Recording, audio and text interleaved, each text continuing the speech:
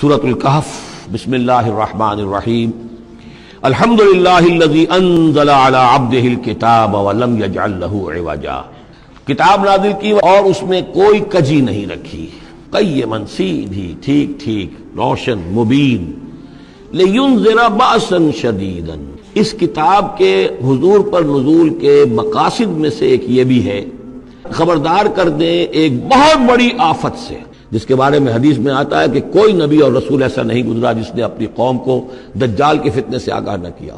اور پوری انسانی تاریخ میں دجال کے فتنے سے بڑا کوئی فتنہ نہیں ہوگا۔ بندہ مومن کے امتحان کے لیے کڑا ترین جو ہے مرحلہ آ جائے گا، سخت ترین امتحان اس کا لیا جائے گا، اور یہ ہوگا بھی خاص اللہ کی طرف سے، یہ آزمائش بھی، یہ دجال کا فتنہ بھی، یہ بہت بڑی جنگ بھی، جس کو آرمگیڈون کہتے ہیں۔ ڈکشنری میں بھی آپ دیکھیں گے کہ خیر اور شر کی قوتوں کے درمیان اس دنیا کے خاتمے سے پہلے ایک بہت بڑی جنگ ہونی ہے جس کا نام آرمگیڈون ہے۔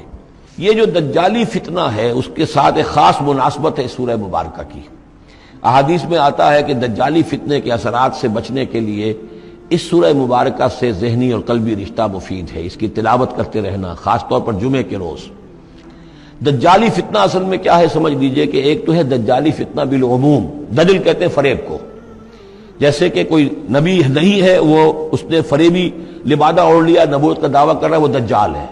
اسی طریقے سے دجالی فتنہ یہ جو ہے اس پوری دنیا میں اس وقت جو فتنہ ہے وہ یہ ہے کہ مادہ پرستی کا اتنا غلبہ ہو چکا ہے ذہنوں کے اوپر، افکار کے اوپر، لوگوں کے نظریات کے اوپر، لوگوں کے اخلاق کے اوپر، لوگوں کے اقدار جو ہیں، ویلیوز جو ہیں اس کے اوپر، کہ وہ آخرت کو بالکل بھول گئے، اللہ کو بھول گئے، اسباب کے اندر گم ہے، مسبب الاسباب سے ذہول ہو گیا۔ دنیا ہی دنیا ہے، آخرت کو بھولے ہوئے ہیں، مادہ ہی مادہ ہے، روح سے کوئی سروکار ہی نہیں، آخرت پر دنیا کا پردہ پڑا ہوا ہے۔ یہ دنیا جو ہے در حقیقت کیا ہے؟ وَمَا الْحَيَاةُ الدُّنْيَا إِلَّا مَتَاعُ الْغُرُورِ، یہ دھوکے کا سامان ہے۔ اصل زندگی کو اس نے ڈھانپا ہوا ہے، ہم نے یہ سمجھ لیا کہ زندگی یہی ہے، اسی کے لیے بھاگ دوڑ محنت صبح و شام، اسی کے مستقبل کی فکر ہے، لیکن اصل زندگی اس کی کوئی فکر ہی نہیں ہے۔